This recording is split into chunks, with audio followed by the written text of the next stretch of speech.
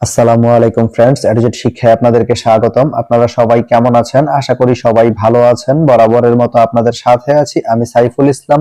চলে এসেছি নতুন একটি ভিডিও নিয়ে।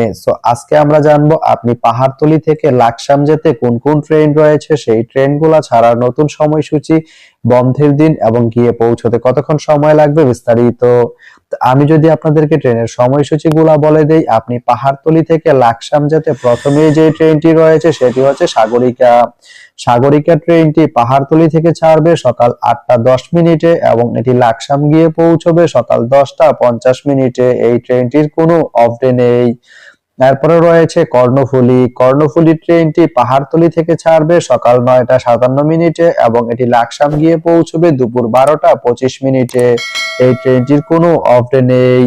তারপরে রয়েছে ময়মনসিংহ মেইল। ময়মনসিংহ মেইল ট্রেনটি পাহাড়তলি থেকে ছাড়বে বিকাল 4টা 35 মিনিটে এবং এটি লাকসাম গিয়ে পৌঁছবে রাত 8টা 23 মিনিটে। এই ট্রেনটির কোনো অফ ডে নেই। তো আপনি পাহাড়তলি থেকে লাকসাম যেতে এই তিনটি ট্রেনের যে কোনো একটি ট্রেন ব্যবহার করতে পারেন। তো ভিডিওটি কেমন লাগলো অবশ্যই কমেন্ট করে জানাবেন। আর ভিডিওটি যদি ভালো লেগে থাকে বা আপনার কোনো উপকারে এসে থাকে তাহলে ভিডিওতে একটা লাইক করে দিবেন, কারণ আপনার একটা লাইক আমাকে অনেক ইন্সপায়ার করে নতুন নতুন আরো ভিডিও বানাতে। তো ধন্যবাদ সবাইকে ভিডিওটি এতক্ষণ ধৈর্য ধরে দেখার জন্য। ভালো থাকবেন, সুস্থ থাকবেন, এডুকেট শিক্ষার সঙ্গেই থাকবেন।